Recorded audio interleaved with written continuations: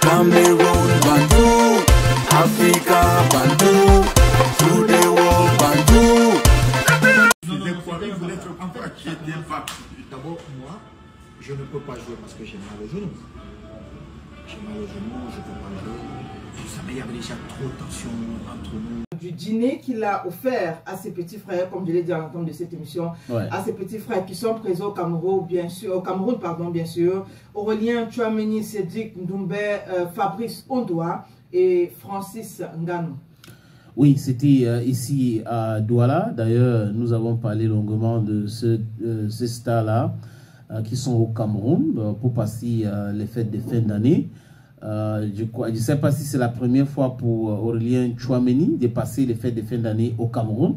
Je sais qu'il venait souvent au Cameroun avec ses parents qui sont de Bana et de Manjou. Et pour Cédric Ndoumbe, je ne sais pas, mais bon, il connaît mieux le continent que Tchouameni. Je me rappelle dans son podcast où il avait invité et d'autres personnes, et Cédric Ndoumbe, c'est Cédric qui parlait vraiment du Cam franglais. Voilà, c'était lui qui parlait comme ça. Et dans cette émission, dans cette podcast, Samuel Eto'o-Fils les avait conseillé de venir investir au Cameroun et de ne pas avoir peur. Cédric Ndoumbe avait ouvertement dit qu'il avait peur pour venir investir au Cameroun avec les expériences des uns et des autres. Et tous les avaient encouragé aussi Aurélien Tchouameni. Et on voit que les deux sont arrivés au Cameroun pour les fêtes de fin d'année. Et quand ils sont arrivés, je crois, Samuel n'était pas présent. Il était entre le Togo et le Nigeria. Après, il allait à Milan où il était avec sa famille. Tu sens ignorer que on dit qu'il a divorcé et que sa femme lui demande, il verse 30 millions de francs CFA chaque mois. Pendant ce temps, lui-même, il ignore ce divorce-là.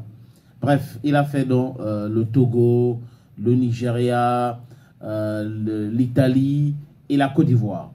Et après, le Cameroun. Il arrive donc au Cameroun et il invite ses jeunes frères, parce que ce sont ses jeunes frères, à un dîner.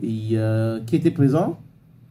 Alors, on va dire Aurélien Tchouameni. Oui, lui, il était présent. Cédric Ndoumbe, Fabrice Ondoa, voilà, et Francis Ngannou.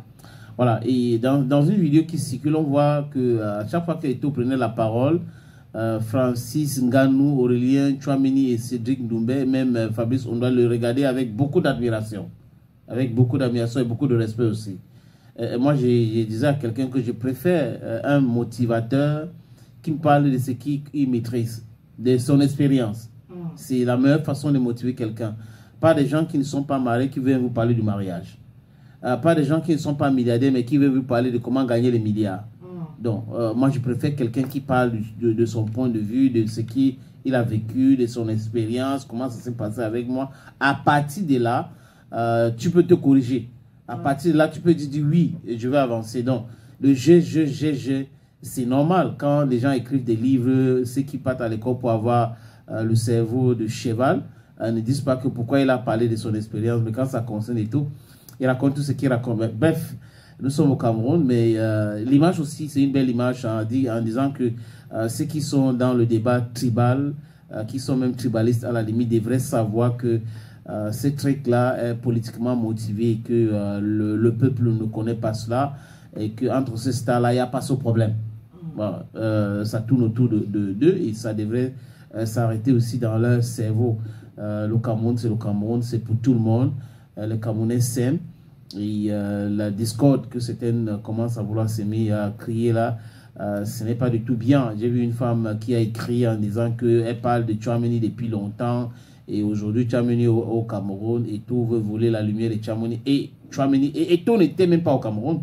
Et c'est beaucoup de personnes qui l'ont répondu. Mais tu es en train de parler de quoi? Et le mec n'est même pas là, mais tu le vois quand même partout. Tu dis qu'il y a un centre qu'il a fait, il s'est formé dans une école de football au Cameroun, mais son papa payait. Donc, il y a des gens qui distillent la haine et qui je ne sais pas, leur parfum, je ne sais pas si leur parfum c'est la haine, mais 2025 est en train d'arriver. Je crois qu'il faut qu'on abandonne les anciennes méthodes pour pouvoir avancer sainement. En fait, d'abord, moi, je ne peux pas jouer parce que j'ai mal au genou. J'ai mal au genou, je ne peux pas jouer. mais il y avait déjà trop de tension entre nous. Ça va? L'Espagne. Youssouf. L'Espagne. Ok.